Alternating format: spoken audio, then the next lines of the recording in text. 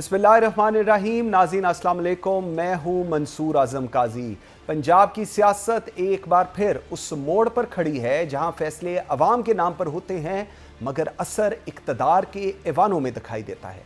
बल्दियाती इदारे किसी भी जमहूरी निज़ाम की बुनियाद होते हैं मगर बदकिस्मती से हमारे यहाँ ये बुनियाद हमेशा सियासी मफादात की भेंट चढ़ती रही है।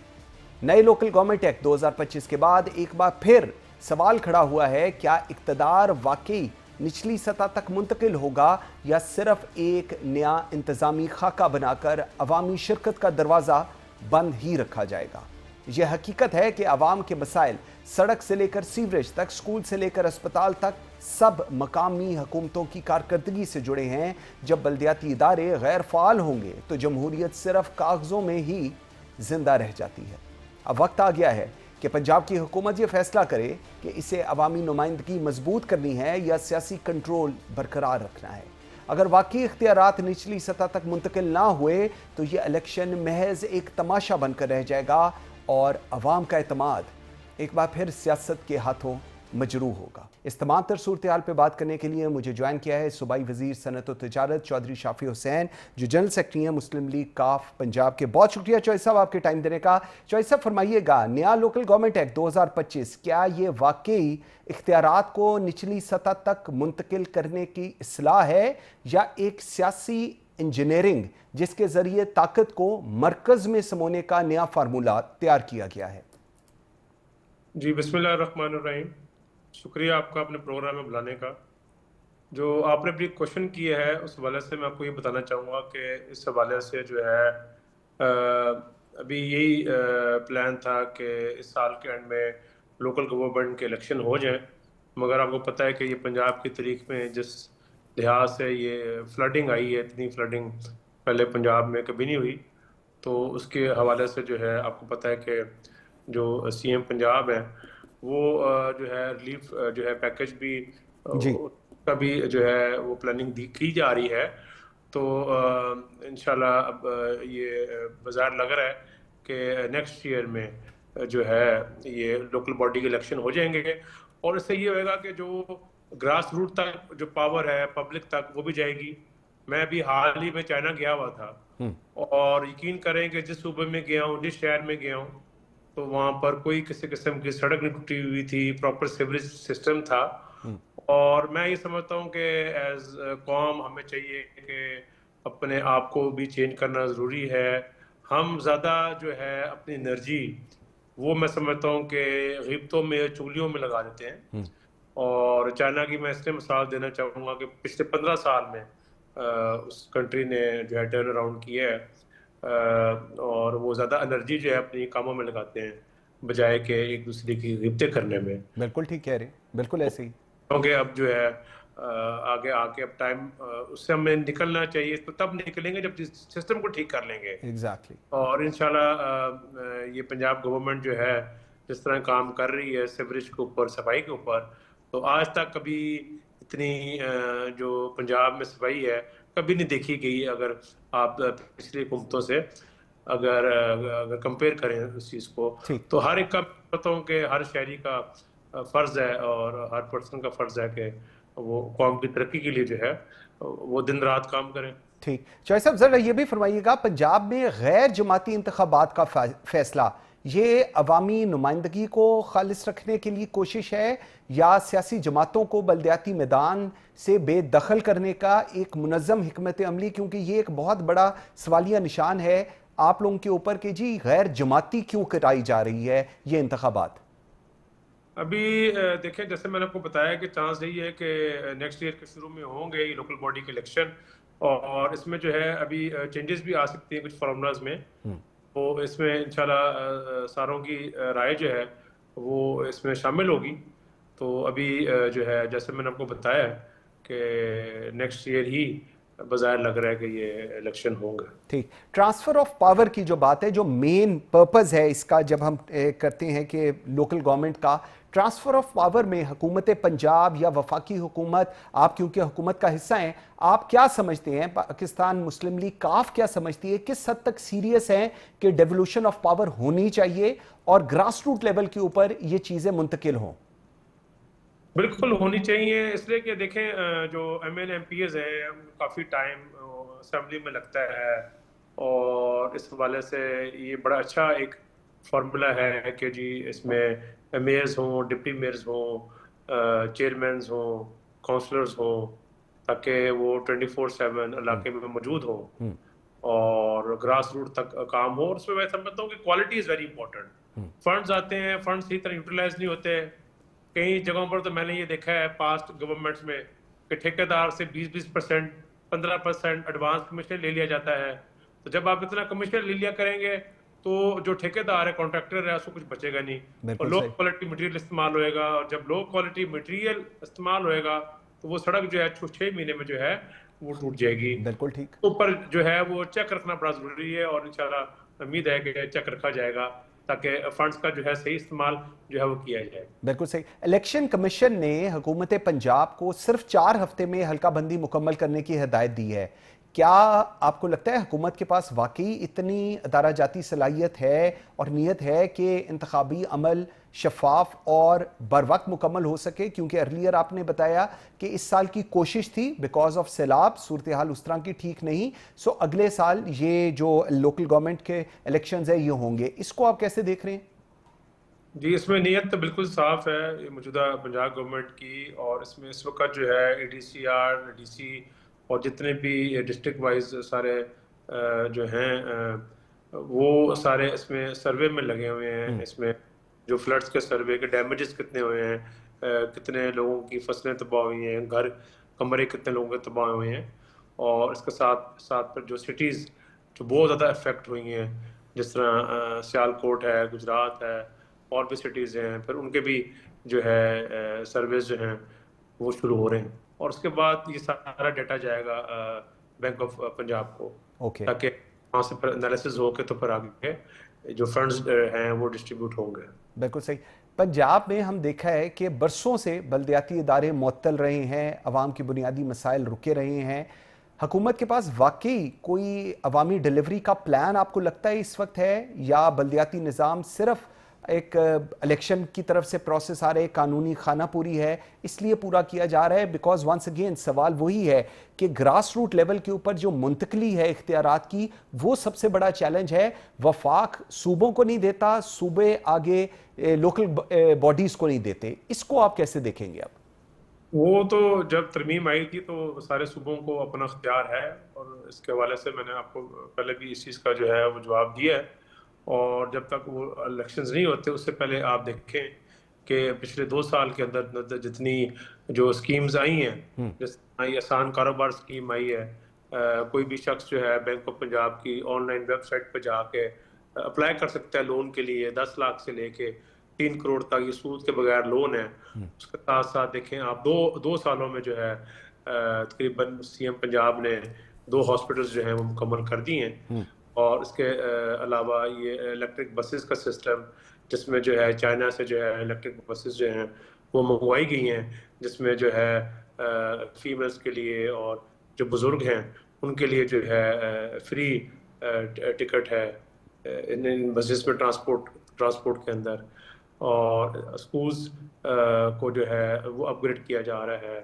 पहली बार जो है मैट्रिक टेक जो है, जो IT को कंपल्सरी कर दिया गया है मैट्रिक में, वो भी जो है उसको भी लाया गया है। और इसके साथ साथ मैं समझता हूँ कि जो ये था आप समझें कि एक प्रॉपर्टी का माफिया ऊपर भी एक टीम बन रही है। बिल्कुल ठीक कह रहे हैं। तो क्रैक डाउन किया जाए। हाँ। और एक जो बदमाशी का कल्चर था कि 10 जो गनमैन हैं, हाँ। वो शादी की गैदरिंग्स में जा रहे हैं जहाँ फैमिलीज भी होती हैं, उसका भी आप देखें कि पहली बार खात्मा किया गया। तो बहुत सी चीज़ें मैं समझता हूँ कि पिछले 2 साल में जो पंजाब में बेहतरी के लिए जो हुई हैं वो आप उस पर गौर करें, वो पहले कभी नहीं हुई। और एयर एम्बुलेंस की सर्विस भी जो है वो उसका भी आपको पता है कि वो भी स्टार्ट हो गई हुई है। तो जितने आप इनिशिएटिव्स का चॉइस बता रहे हैं, इन तमाम इनिशिएटिव्स अनडाउटेडली पंजाब हुकूमत ले रही है, सबको नजर भी आ रहा है। अर्लियर बहुत सारी प्रिजम्पशंस थी मरियम नवाज को लेकर, because it was her first term, उनको प्रिजम्पशंस एक साइड पर, लेकिन performance element is there. Satisfaction level जो लोगों का है, जो अवाम का है, اس کو آپ کیسے رسپونڈ کرتے ہیں؟ آپ ہلکے کی سیاست کرتے ہیں، اس کو آپ کیسے دیکھتے ہیں؟ میں کہ عوام کے ابھی بھی زیادہ مسائل وہی گلیاں اور نالیوں، ایگزیکٹلی تو کوشش ہماری یہی ہے کہ ان چیزوں کو حل کر کے تو ان چیزوں سے جو ہے وہ باہر نکلا جائے۔ بالکل صحیح۔ ماضی میں ہم دیکھتے ہیں کاف لیگ، مسلم لیگ کاف، جس کے آپ جنرل سیکرٹری ہیں پنجاب کے، بلدیاتی سیاست میں بہت مضبوط رہے ہیں آپ لوگ، کیا آج بھی عوام اس اعتماد کے ساتھ کاف لیگ کے ساتھ کھڑے ہوں گے؟ کیونکہ اس وقت صورتحال ادروائز یہ بھی ہے، ایک طرف پاکستان تحریک انصاف کا ایک نیریٹو ہے، وہ بھی ایک جگہ چل رہا ہے، اور ایک جگہ آپ لوگوں کی اس وقت پرفارمنس ہے، اس کو آپ کیسے دیکھیں گے؟ جی ہم نے دیکھیں چودھری ظہور شہید صاحب سے لے کے چودھری شہاد حسین صاحب جو ہیں، اور اس کے بعد میں اور میرے چھوٹے بھائی صالح حسین صاحب جو فیڈرل منسٹر ہے، ہم نے تو شکر اللہ کا کہ ہمیشہ خدمت اور رواداری کی سیاست ہی دکھی ہے، اور کر بھی رہے ہیں ہم اس ٹائم۔ اور میں سمجھتا ہوں کہ اپنا نہیں سوچنا چاہیے، عوام کا سوچنا چاہیے، عوام کی خدمت کے لیے کام کرنا چاہیے دن رات۔ تو اس میں جو ہے جہاں آپ نے بات کی آن گراؤنڈ کی، تو اس میں جو ہے شکر اللہ کا کہ ابھی بھی جو ہے ہمارے جو ہیں 11 ایم پی ایز ہیں اور 5 ایم این ایز ہیں، اور پارٹی کو ہم جو ہے وہ مزید بہتر کرنے کے لیے بھی کام کر رہے ہیں۔ بالکل ٹھیک۔ جہاں آپ نے بات کی پی ٹی آئی کی، جی آپ یہ دیکھیں کہ کیئر ٹیکر سے پہلے 4 سال پنجاب میں پی ٹی آئی کی گورنمنٹ تھی، اس ٹائم ٹرانسفر پوسٹنگ پہ پیسے لیے گئے، بھرتیوں کے اوپر پیسے لیے گئے۔ آپ کو ایک ہاسپٹل پنجاب میں آپ بتا دیں کہ جو پچھلے کیئر ٹیکر سے پہلے جو گورنمنٹ تھی پی ٹی آئی کی، اس میں بنا ہو، تو بڑا ایک میں سمجھتا ہوں کہ لوٹ مار کا بازار گرم تھا۔ اور جہاں کے پی کے کی بات ہے، وہاں 8 سال سے اوپر ہو گیا پی ٹی آئی کی گورنمنٹ کو، اور ایک کوئی جنرل ہاسپٹل نہیں بنا۔ اور آپ وہاں پر کسی لوکل سے پتہ کر لیں، اور کرپشن جو ہے ٹھیک۔ لاسٹ ذرا مجھے بتائیے گا، بالکل ٹھیک، لاسٹ ذرا مجھے بتائیے گا کہ اگر واقعی اختیارات نچلی سطح تک منتقل نہ ہوئے لوکل گورنمنٹ کے بعد، تو آپ کیا سمجھتے ہیں کہ یہ جو الیکشن ہے یہ محض ایک تماشا ہوگا، اور عوام کا جو رد عمل ہے اس پوری صورتحال میں وہ بڑا شدید ہو جائے گا؟ نہیں، وہ تک جائیں گی، وہ تو الیکشن کرانے کا ہی لوکل باڈی کا مقصد ہی یہ ہے کہ پاورز نیچے تک جائیں۔ ٹھیک، تو اس میں تو وہ دوسری رائے کوئی نہیں۔ بالکل ٹھیک ہے۔ چودھری شافی حسین صاحب، تھینک یو ویری مچ جی، بہت شکریہ آپ کے ٹائم دینے کا۔ ناظرین ایک بریک لیتے ہیں جی، بریک سے واپس آئیں گے تو ذرا پاکستان تحریک انصاف کے اوپر بات چیت کریں گے، اور نعیم حیدر پنچوتا، رکن کور کمیٹی پاکستان تحریک انصاف، میرے ساتھ ہوں گے ایک چھوٹی سی بریک کے بعد۔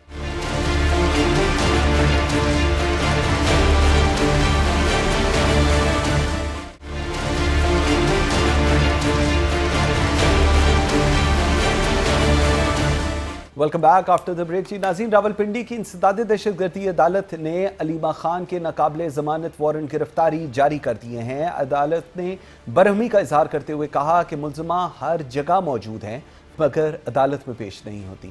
پاسپورٹ بلاک، بینک اکاؤنٹس منجمد اور سخت وارننگ جاری کی گئی ہے، اور یہ سب کچھ اس احتجاج سے جڑا ہوا ہے جو 24 نومبر کو اسلام آباد مارچ کے دوران پرتشدد جھڑپوں میں بدل گیا تھا۔ اس دوران خیبر پختونخوا سے گورنر فیصل کریم کنڈی کا سخت موقف سامنے آیا ہے کہ اگر صوبائی مشینری مفلوج رہی تو وفاق خاموش نہیں رہے گا۔ ایک طرف عدالت کے فیصلے، دوسری طرف انتظامی تناؤ، اور درمیان میں تحریک انصاف کی قیادت کا وہ اضطراب جو اب جیل کی دیواروں سے باہر گونج بن کر نکل رہا ہے۔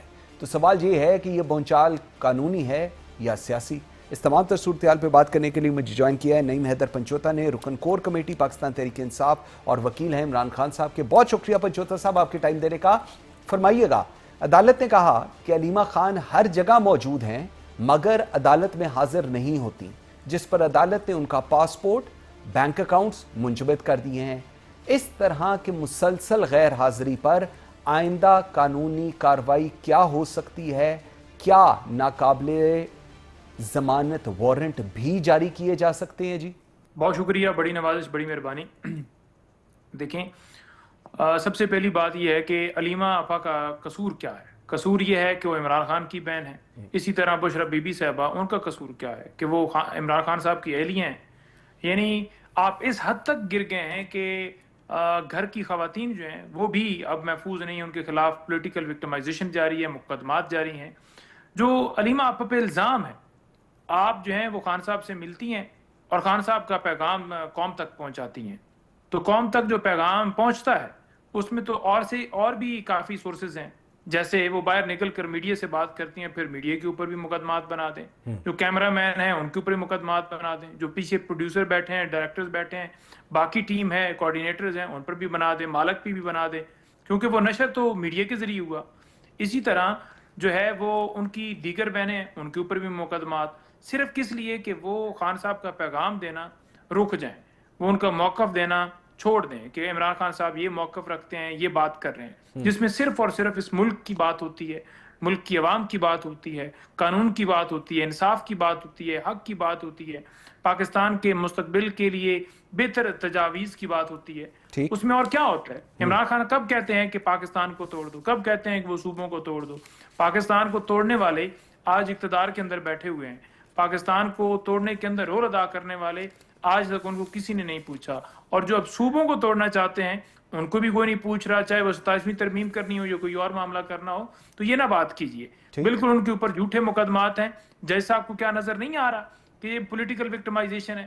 کیا نہیں دیکھ رہے کہ ان کے اوپر رول کیا ڈالا گیا ہے؟ اور کتنے مقدموں کے اندر ان کی ضمانت بھی اسی بنیاد پہ ہو گئی کہ محض اس بات پہ کہ وہ پیغام دیتی ہیں تو ہم ان کی ضمانت کینسل کر دیں. عدالتوں نے ضمانتیں دی. اسی طرح ان کے بیٹوں کے اوپر پولیٹیکل وکٹمائزیشن ہوئی اور بری ہوئے. تو یہ ساری وکٹمائزیشن ہے جی، جتنے مرضی یہ کر لیں، یہ حوصلے، یہ ہمت، یہ پیغام نہیں روکیں گے. بالکل ٹھیک ہے پنجوتا صاحب، آپ جو بات کہہ رہے ہیں بالکل درست ہے، لیکن اس کی ایک دوسری سائٹ پہ اگر ہم بات کریں، آئین کا آرٹیکل 10 میرے سے زیادہ آپ جانتے ہیں، شہری کو منصفانہ سماعت کا حق دیتا ہے. کیا آپ کو لگتا ہے علیمہ خان کو صفائی کا موقع ملنا چاہیے اور اس کو دیے بغیر ان کے جو بنیادی حقوق ہیں، ان کا آپ نے اکاؤنٹ فریز کر دیا، ان کا پاسپورٹ فریز کر دیا، یہ فیصلہ ہائی کورٹ میں بھی چیلنج ہو سکتا ہے؟ کیا آپ سوچ رہے ہیں، کیا پاکستان تحریک انصاف سوچ رہی ہے کہ اس کو چیلنج بھی کرنا چاہیے؟ دیکھیں، پہلی بات یہ ہے کہ آئین کا آرٹیکل 19 بڑا واضح ہے، جو کہتا ہے کہ کوئی بھی شخص پاکستان کا وہ آزادی رائے کا اظہار یعنی کر سکتا ہے، اسے مکمل طور پر یہ آزادی ہے کہ وہ ہر طرح کی بات کر سکتا ہے. تو جو وہ انہوں نے بات کی اس پہ قطغن کیا ہے کہ آپ ان کی بات کرنے کے اوپر پابندی لگا رہے ہیں.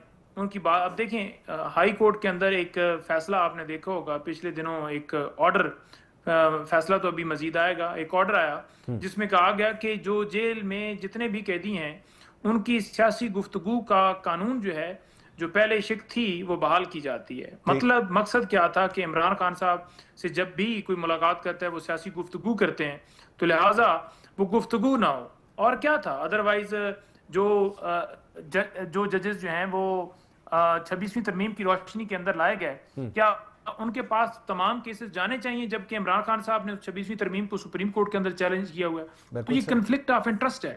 آپ انہی ججز کے پاس کیسز بھجوا رہے ہیں جن کو آپ خاص طور پر اسی لیے لائے کہ تحریک انصاف کو دبایا جائے، عمران خان کو جیل میں رکھا جائے. تو فکس میچ جو ہے اس کے اوپر ہم بات کریں گے. ججز کو بھی چاہیے کہ آپ کو تنخواہیں اس لیے نہیں دی جاتی کہ سیاسی مقدمات ہیں اور آپ اس کو نظر انداز کریں اور کہیں جی کہ ٹھیک ہے جی، اس کے وارنٹ گرفتاری، اس کا اکاؤنٹ کون سا، وہ دیکھیں جن کے مقدمات جینون تھے، جنہوں نے کرپشن کی تھی، جنہوں نے منی لانڈرنگ کی تھی، ان کے تمام مقدمات ان میں کلین چٹ مل گئی. اب مریم نواز نے حملہ کیا نیب کے اوپر، اب اس کو کل بری کر دیے. نواز شریف کو گاڑیوں کے اندر بری کر دیے کہ حالانکہ توشہ خانہ سے گاڑی نہیں لی جا سکتی. اسی طرح زرداری صاحب، انہوں نے توشہ خانہ سے گاڑیاں لی. ٹھیک ہے پنجوتا صاحب، ابھی جس طرح فرما رہے ہیں، آئین کی آپ بات کر رہے ہیں، آئین کی بالادستی کی بات کر رہے ہیں، سیاسی مقدمات کی بات کر رہے ہیں، تو مجھے ایک دم ذہن میں آیا کہ وزیر اعلیٰ خیبر پختونخوا کو عدالتی حکم کے باوجود عمران خان سے ملاقات کی اجازت نہیں دی جاتی. جتنے وزراء ہیں وہ کہتے ہیں کہ جی سوٹ نہیں کرتا اس وقت عمران خان کی سے ایڈوائز لینا، سوٹ نہیں کرتا حکومت کو، ریاست کو. سو یہ آپ جس آئین کی بالادستی کی بات کر رہے ہیں، یہ اس کی پریکٹیکل امپلیمنٹیشن ہو رہی ہے، اس کو پھر آپ کیسے دیکھیں گے؟ دیکھیں جی، آئین کا جو ہے وہ بڑا واضح اور کلیئر جو ہے اس کا جو ڈھانچہ ہے، جس کے اندر تمام لوگ جو پاکستان کے اندر رہنے والے ہیں کہ وہ کیسے رہیں گے، وہاں کیسے قانون ہوگا، کیسے لوگوں کے بنیادی حقوق ہوں گے، کیسے عدالتی نظام ہوگا، ہر چیز اس کے اندر واضح ہے. لیکن اس کی کسی ایک جو آرٹیکل ہے اس کے اوپر عمل نہیں کیا جاتا. آپ اٹھا لیں پہلے آرٹیکل سے لے کر آپ لے کر جائیں 26 27 28 آرٹیکلز، ان میں مین جو ہے وہ ذکر ہے بنیادی حقوق کا. کیا پاکستان میں بنیادی حقوق ہیں؟ کوئی بات کر سکتا ہے، کوئی موو کر سکتا ہے، کوئی جو ہے وہ کھل کے تنقید کر سکتا ہے، کوئی جو ہے اس کو برابری کی بنیاد کے اوپر قانون حاصل ہے، کسی کو انصاف برابری کی بنیاد کے اوپر مل رہا ہے، فیئر ٹرائل کیا ہو رہے ہیں، کیا پولیٹیکل وکٹمائزیشن نہیں ہے، کیا چار دیواری کا تقدس پامال نہیں ہو رہا، کیا پاکستان کے اندر لوگوں کے زمینوں کے اوپر جائیدادوں کے اوپر قبضہ نہیں کیا جا رہا. تو یہ ساری چیزیں جو ہیں اس کے اندر ہیں، لیکن اس کے باوجود ان کے اوپر امپلیمنٹیشن نہیں ہے. اسی وجہ سے ہمارا نظام انصاف جو ہے آج دنیا میں 100 سے اوپر نمبر کے اوپر جو ہے وہ نچلے درجے کے اوپر مزید سے مزید جا رہا ہے. تو بات یہ ہے بڑی واضح کہنے والی کہ رول 92 جو ہے جیل رول جو ہے جو جیل مینول ہے پریزن رول 1978 جس کے مطابق بڑا واضح طور پر کوئی بھی شخص اس سے اس کے وکلاء فیملی رفقا ملاقات کر سکتے ہیں.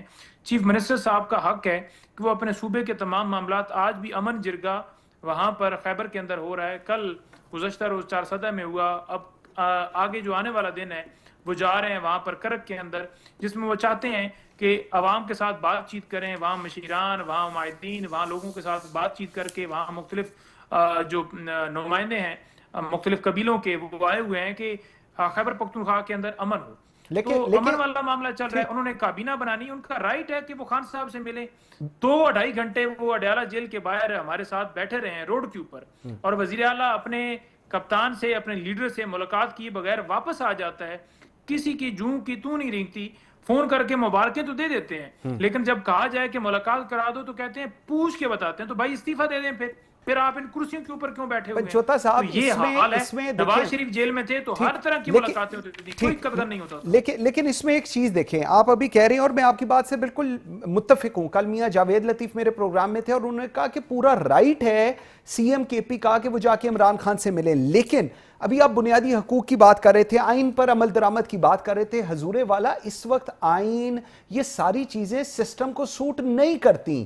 جب وہ نہیں کرتی تو وزیر اعلیٰ سڑک پہ بیٹھے یا کہیں اور جا کے بیٹھے، ڈزنٹ میٹر. سو اس کا حل کیا ہوگا؟ اس کا کوئی وے آؤٹ تو نکلے گا؟ عدالتوں نے فیصلے دے دیے عمل درآمد. آپ کو لگتا ہے کہ سپرنٹینڈنٹ جیل کی اتنی کیپیسٹی ہے کہ وہ ہائی کورٹ کا آرڈر نہ مانے؟ لیکن اس نے نہیں مانا. سو ایک بڑا میسج اوپن ہے کہ بات چیت عدالتوں سے نہیں حل ہوگی، ادروائز حل ہوگی.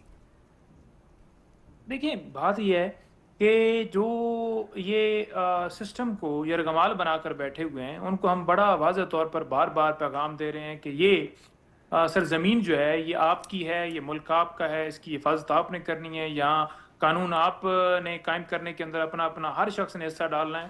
تو اس سرزمین کو بیان نہ کیجیے. قائد اعظم محمد علی جناح نے جو خواب دیکھا تھا جمہوریت کا، ڈیموکریسی کا، پاکستان کے اندر جو آزاد ہماری ریاست کا، جہاں قانون اور آئین کی بالادستی کا، اس کو پورا ہونے دیجیے. اس کے اندر جو رکاوٹ ڈالتا ہے وہ تاریخ میں سیاہ لفظوں کے ساتھ یاد کیا جاتا ہے، اور ہم 12 استدعا ہر روز کر رہے ہیں کہ یہ نہ کیجیے، کیونکہ لوگوں کے پاس پھر کوئی آپشن نہیں رہ جائے گا کہ سوائے وہ سڑکوں کے اوپر نکلیں اور پھر وہ بنگلہ دیش والی صورتحال ہو یا کسی اور ملک والی ہو. یہ پاکستان جو ہے یہ پاکستان کی عوام کا ہے. پاکستان کی عوام کی رائے کا احترام کیجیے. کبھی ووٹ لوٹ لیا جاتا ہے، کبھی کسی کی بہن کو اٹھا لیا جاتا ہے، کبھی کسی کے بھائی کو اغوا کر لیا جاتا ہے. آپ کے سامنے ہے کہ شہباز بھٹی صاحب جو نارتھ کے پریزیڈنٹ تھے ہمارے یوتھ کے، ان کو اٹھایا گیا اور 2 دن کے بعد جب ہائی کورٹ کے اندر پٹیشن لگی تو انہوں نے کہا جی کہ آج پولیس نے گرفتاری ڈالی ہے پنڈی مقدمات کے اندر. یعنی 2 دن کا پہلے کا ریکارڈ ہی کی نہیں ہے کہ وہ کہاں 2 دن رکھا ہے آپ نے. اسی طرح آپ دیکھ لیں کہ ڈپٹی ڈائریکٹر اسلام آباد سے NCCI جو ہیں ان کی وائف بھی دونوں غائب ہیں، کوئی پوچھنے والا. سعد رضوی اس نے دھرنا کیا، اس نے احتجاج کیا فلسطین کے حق کے اندر، اس اور اس کے بھائی انس کو اٹھا لیا گیا.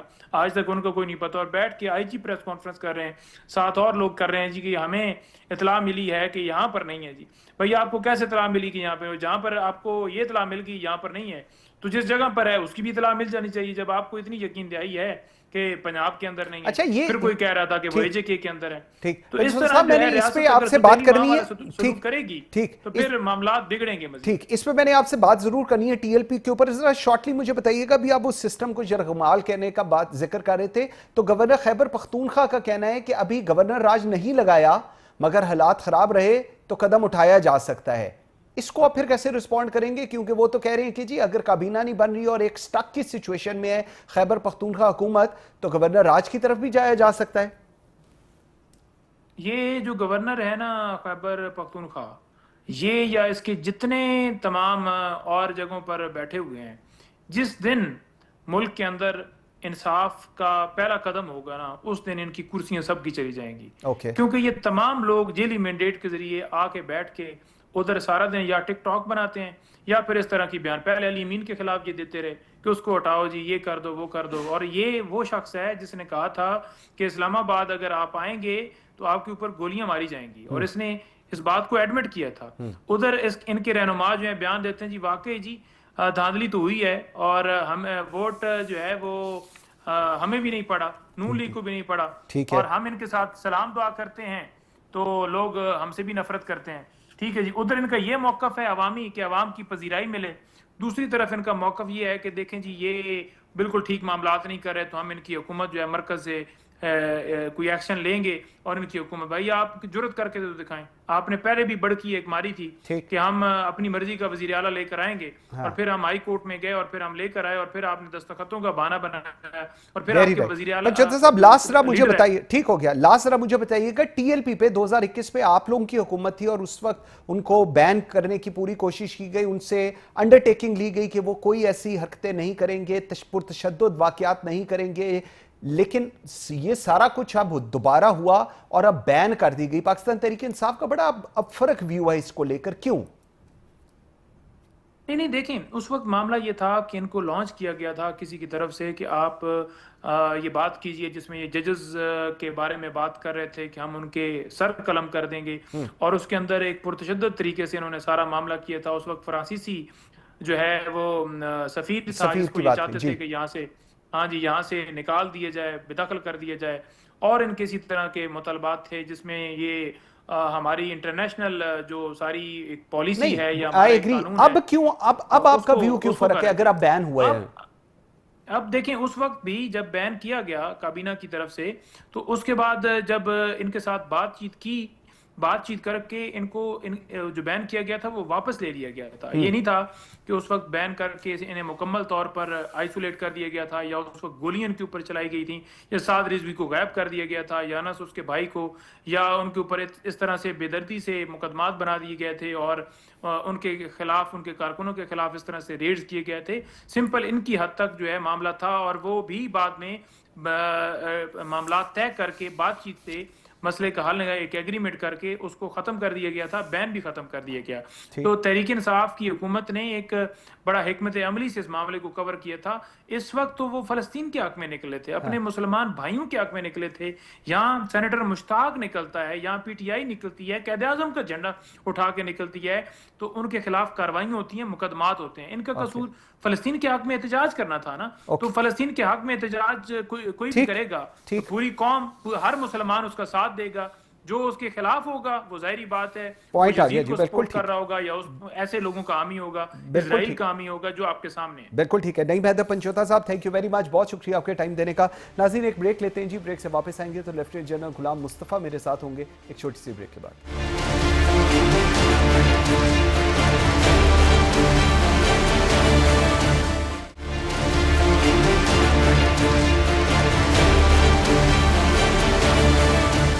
Welcome back after the break. جی ناظرین، مشرق وسطیٰ ایک بار پھر بارود کے دہانے پر ہے۔ اسرائیل نے مقبوضہ مغربی کنارے کے متعدد حصوں پر اپنی نام نہاد خود مختاری کے قیام کے لیے قانون سازی کا آغاز کر دیا ہے۔ یہ اقدام اس وقت سامنے آیا ہے جب غزہ میں 2 سالہ جنگ کے بعد امن کی فضا ابھی سنبھل ہی رہی تھی۔ پاکستان نے اس پیش رفت پر شدید رد عمل دیا ہے، کیونکہ یہ معاملہ صرف فلسطین یا اسرائیل کا نہیں بلکہ بین الاقوامی قانون، انسانی حقوق اور عالمی طاقتوں کے توازن کا ہے۔ امریکی صدر ڈونلڈ ٹرمپ نے واضح انتباہ دیا ہے کہ اگر اسرائیل نے انیکسیشن کا فیصلہ کیا تو واشنگٹن اپنی حمایت واپس لے لے گا، لیکن सवाल ये है कि क्या इजराइल खित्ते के स्ट्रैटेजिक सूरत-ए-हाल को जानबूझकर चैलेंज कर रहा है या ये ताकत के आलमी तवाज़ुन को एक नई शक्ल देने की कोशिश है। इस तमाम तर सूरत-ए-हाल पे बात करने के लिए मुझे ज्वाइन किया है लेफ्टिनेंट जनरल गुलाम मुस्तफ़ा ने। Sir thank you very much, बहुत शुक्रिया आपके टाइम देने का। जलसा फरमाइएगा, इजराइल के मगरबी किनारे के इलाकों को जम करने के इक़दामात जोग्राफियाई तब्दीली नहीं बल्कि एक स्ट्रैटेजिक चाल हैं। ये इक़दाम खित्ते के फौजी तवाज़ुन एक और सिक्योरिटी इंफ्रास्ट्रक्चर को किस हद तक मुतासर कर सकता है? देखिए मसूद, पहले तो हमें ये वाज़ेह होना चाहिए कि मगरबी किनारे पे है क्या चीज़। मगरबी किनारे पर जो उसका शुमाली हिस्सा है उस पर बाकायदा ऑलरेडी इनकी इस्टेब्लिशमेंट मौजूद है, इसराइल की सेटलमेंट्स है वहाँ पे, और जो जनूबी हिस्सा है उस पर भी इनकी सेटलमेंट्स मौजूद हैं। दरमियान में आके थोड़ा सा हिस्सा जो पैलेस्टीन अथॉरिटी सो कॉल्ड है उसके पास है, लेकिन उनको वहाँ से निकलने के लिए, कहीं भी जाने के लिए, कुछ भी करने के लिए इजराइल की इजाज़त लेनी पड़ती है। इन वे इजराइल ऑलरेडी वहाँ पे बैठा हुआ है, ठीक, और उसको वहाँ से निकालने के लिए किसी ने कोई कोशिश नहीं की। ट्रम्प साहब के बयान पे आप मत जाइए। ओके, ट्रम्प साहब जो मर्जी कर लें, वो इजराइल की हमारे से कभी दस्तबरदार नहीं हों, क्योंकि आप थोड़ी सी तारीख पे जाइए। जब पिछले दौर में ट्रम्प साहब ने 2-3 काम किए थे जो हम भूल जाते हैं सुनते हुए। नंबर 1, वो बैतुल मक़दस को इजराइल का दरख्लाफत तस्लीम करके अपना जो अपनी एम्बेसी थी वहाँ मूव कर गए थे। नंबर 2, जो गोलान हाइट्स वो क्रिटिकल हैं इजराइल के लिए, जो इस तारीखी तौर पर सीरिया का हिस्सा रहे हैं, वो गिफ्ट कर गए थे क्योंकि इजराइल ने कब्जा किया वहाँ पर, उसको पक्का इजराइल का हिस्सा करार दे के चले गए थे। और तीसरा इक़दाम जिस पे हमने बहुत कम गौर किया, कभी गौर किया ही नहीं शायद, जो सेंटकॉम का जो सो कॉल्ड उनका जो जिम्मेदारी का इलाका था वो इजराइल के बॉर्डर पर जाकर ख़त्म हो जाता था। ठीक, अब उन्होंने ट्रम्प साहब ने जो सेंटकॉम का दायरा इख्तियार है उसमें इजराइल को शामिल कर दिया है। इजराइल को जो यूरोपियन कमांड को उससे से निकाल दिया है। एक हिस्से पर अभी सेंटकॉम के पाकिस्तान है, एक किनारे पर, दूसरे किनारे पर इजराइल है। ठीक, ये क्यों किया उन्होंने? हाँ। और चौथा इक़दाम ऑफ कोर्स जो इंडो पैसिफिक, हम बात तो करते रहे हैं लेकिन उस पर हमने ध्यान नहीं दिया।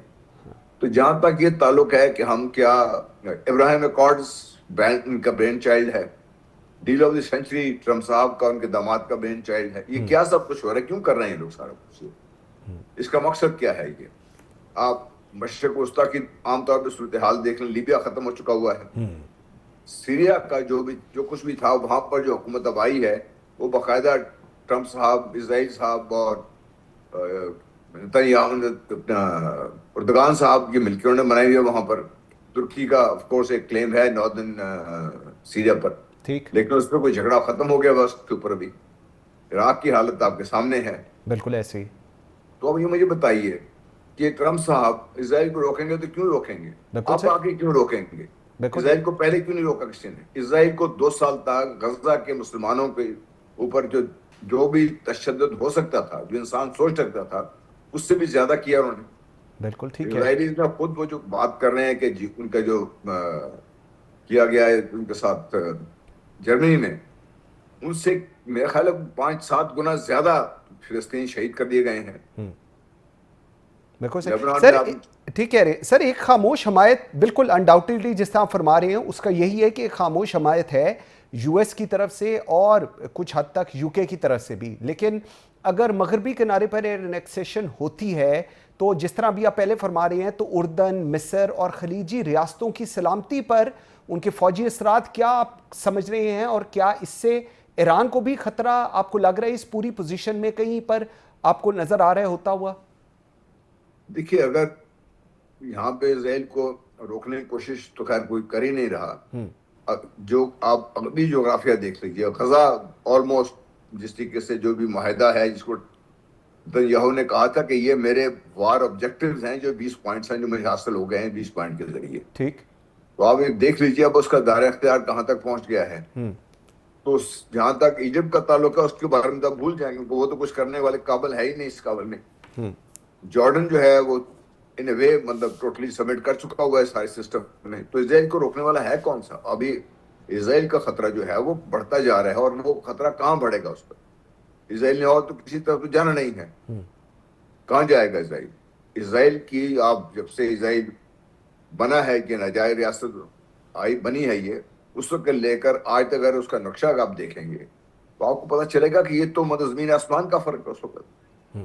تو مغربی دنیا کے جو بائیڈن کا وہ بیان کیوں بھول جاتے ہیں جب وہ فارن افیئرز کمیٹی کے چیئرمین تھے ایز اے سینیٹر، انہوں نے کہا تھا کہ اس خطے میں اسرائیل نہ ہوتا تو ہمیں ایک اسرائیل بنانا پڑتا ہے. کیوں؟ بالکل ٹھیک ہے. تو بالکل بات یہ ہے کہ ایک ہم بھول جاتے ہیں کہ ڈیموکریٹس ہوں ریپبلکنس ہوں، باتیں آپ سنتے رہے ان کی، ایک ان کے پیچھے مقصد ایک پورا ایک منصوبہ چل رہا ہوتا ہے، اور مقصود اس منصوبے کو کوئی صدر، کوئی کانگریس، کوئی سینٹ چینج نہیں کرتی. ٹھیک. وہ منصوبہ چلتا رہتا ہے، اس منصوبے کے مطابق کام ہوتا رہتا ہے.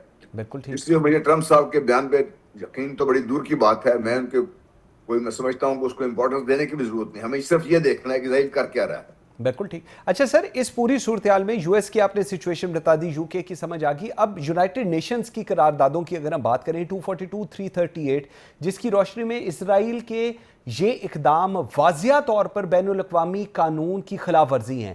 اب کیا آپ کو لگتا ہے عالمی ادارے اس مرتبہ اسرائیل کے خلاف کوئی مؤثر حکمت عملی اٹھا سکتے ہیں؟ اس پہ بھی ذرا اپنا انالیسس دیجیے گا. دیکھیے کرنا چاہیے، ہونا چاہیے. مسلم دنیا سے کہیں زیادہ اگر احتجاج ہوا ہے اسرائیل کے خلاف تو مغربی دنیا میں ہوا، ان لوگوں نے کیا ہے. لیکن جہاں تک حکومتوں کا تعلق ہے، وہ تو دیکھیے جب یہ سیکورٹی کمیٹی جب نیشنل UNSC میں جاتا ہے، جو بھی اسرائیل کے خلاف ذرا سا بھی نظر آئے تو ویٹو ہو جاتا ہے. امریکہ کر دیتا ہے، برطانیہ کر دیتا ہے، وہ نہ تو فرانس کر دے گا اس کو. تو آ جا کر یہ دیکھیے کہ اس قسم کے جو اس سے پہلے بھی تو UN کی بہت ساری قراردادیں ہیں، ان ساری قراردادوں کی کیا انسانیت کی تذلیل کی انتہا کر دی اسرائیل نے، لیکن UN نہیں روک سکا، امریکہ نہیں روک سکا، برطانیہ نہیں روک سکا، کہتے رہے، بلکہ امداد بھی دیتے رہے، پیسے بھی دیتے رہے، ہتھیار بھی دیتے رہے. تو مجھے ان سے کوئی امید نہیں ہے.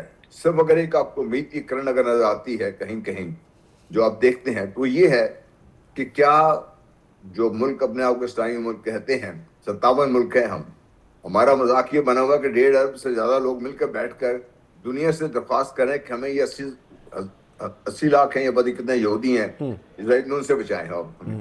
ہمارا تو یہ مذاق بن کر رہ گیا ہوگا. اب کیا ہم اس بات کو سمجھتے ہیں ہمارے ساتھ کیا ہو رہا ہے؟ کیا ہم مل کر کچھ کرنے کی قابلیت رکھتے ہیں؟ اگر ہم مل کر بیٹھ جائیں تو دیکھیے ان کے پاس پیسہ، ان کے پاس ہے، ان کے پاس ریسورسز، ان کے پاس ہے فوج، ان کے پاس ہے ایٹمی ہتھیار، ان کے پاس ہیں، ان کے پاس سب کچھ ہے جو مغربی دنیا کو سکویز کرنے کے لیے کافی ہے. کیا ہم اپنے آپ کو مل کر بیٹھ کے کر سکتے ہیں؟